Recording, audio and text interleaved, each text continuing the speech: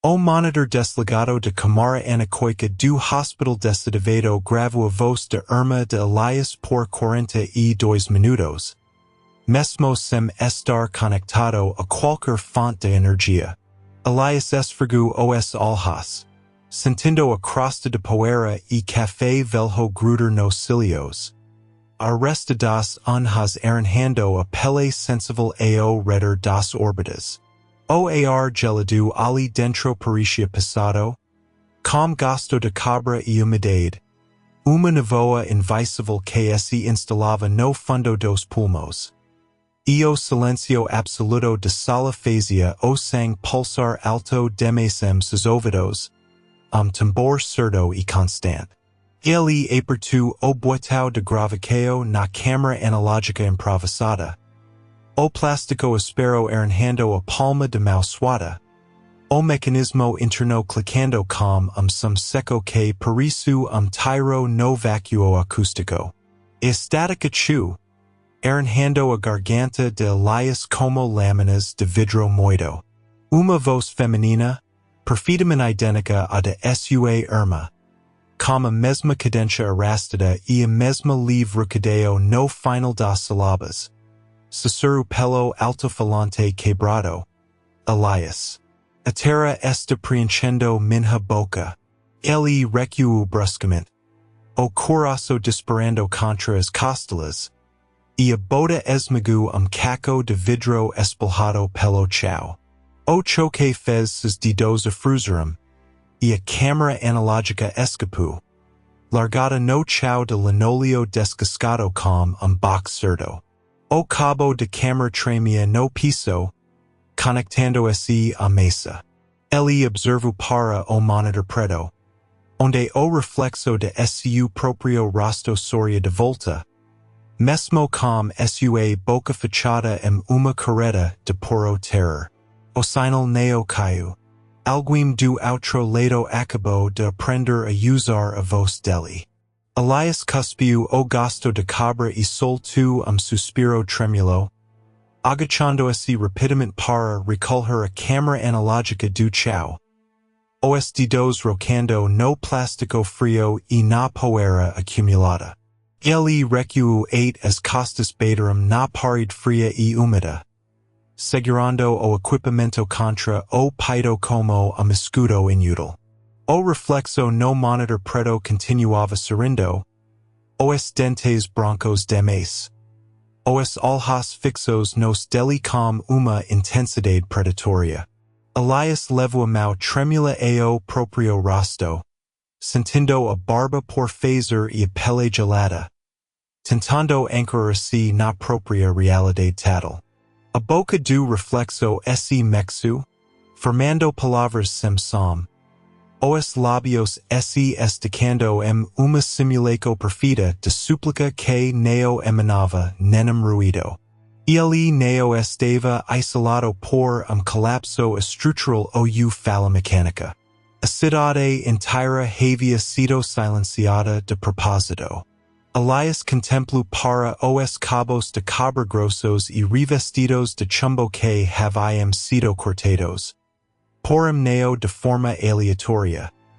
As amendas estavam adoradas, formando uma gaiola de Faraday imperfeita ao redor do quarteiro. As antenas no telhado neo estavam derrubadas pelo vento.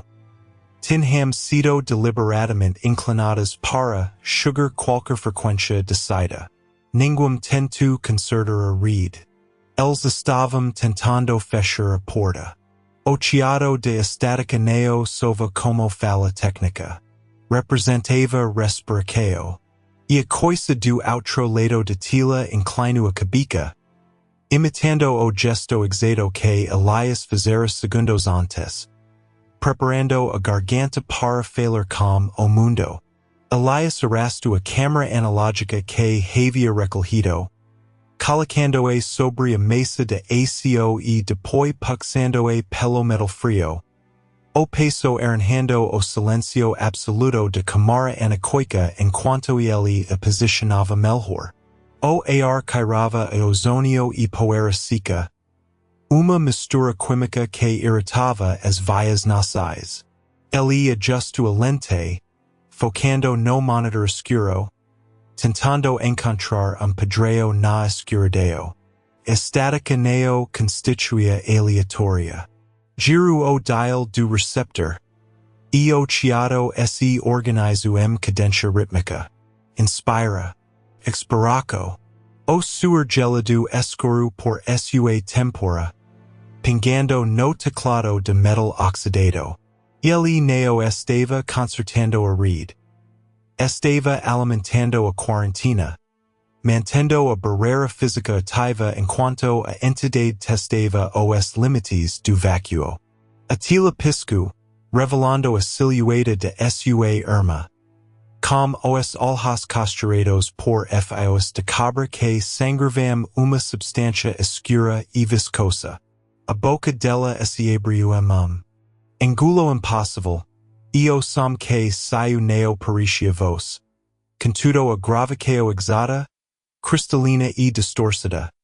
Do pedido de socorro que ele ignora anos atrás. Quando atendo o telefone e desligo na primeira estática. O chiado engoliu a sala, vibrando nas paredes revestidas de espuma. Elias recuou, tropicando no cabo do telefone público enferrujado que alguém arrastar para o centro do hospital.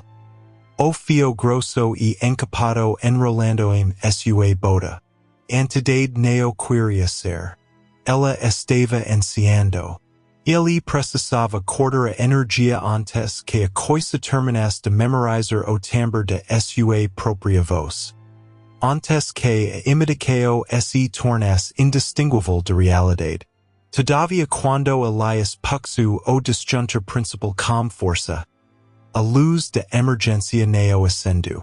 O monitor brilhou mais forte, iluminando o suor su rosto, e a voz de estática sussurro.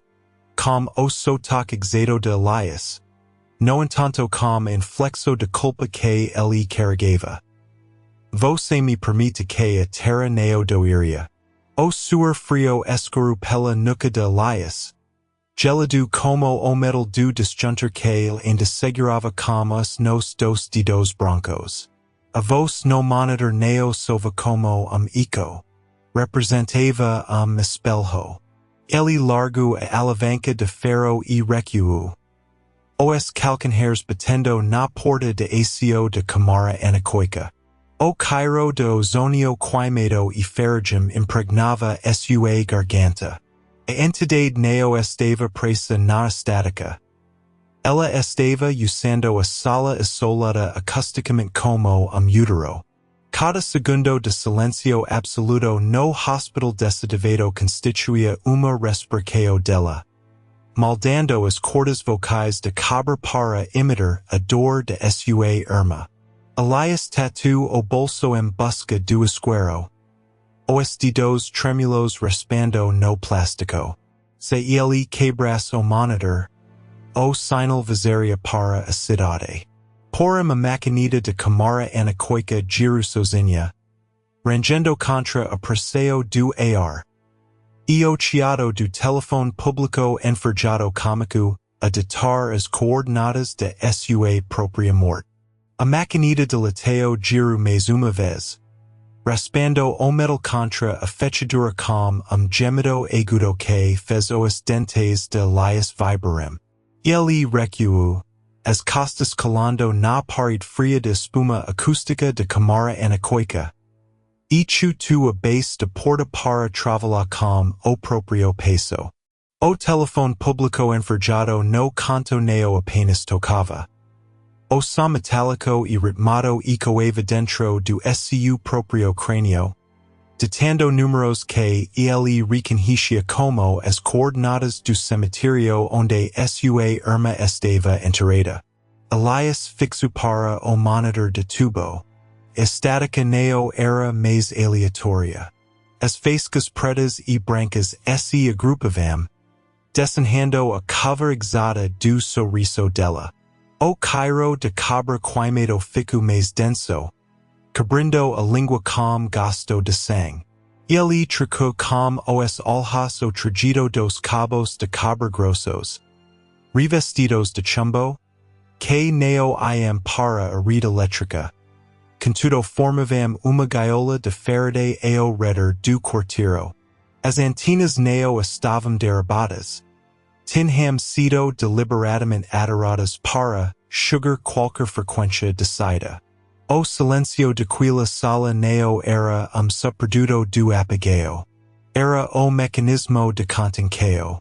Atila piscoem vermelho, e a voz de sua irmã, perfida e aterrorizante, sussurro pelos altofalantes. Elias. As raízes estão tocando meu rosto.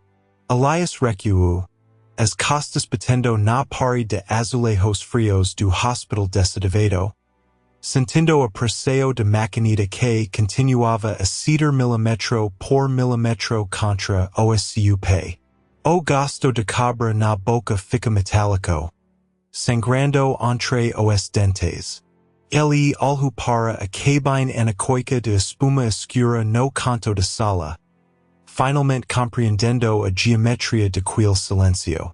Neo era apagao. Era uma gaiola. A entidade neo estava presa no monitor de tubo. Ela estava enciendo a frequência de voz de sua irmã dentro daquelas paredes mortas, usando o vácuo acústico para moldar as cordas vocais de estática.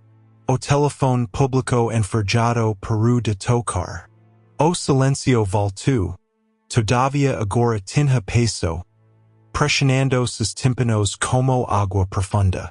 Elias arrastou os dedos tremulos sobre o teclado do transmissionor analógico, sentindo a poeira grossa e seca. Se ele ligasse o gerador, a barreira cairia. A voz sussurra de novo, neo pelos altofalantes. No entanto dirido dentro do seu ouvido esquerdo, com o halido gelado de quem acabou de ser de terra. A maquinita de porta blindada estalou, a fechadura cedendo ao peso de pressão atmosférica inversa.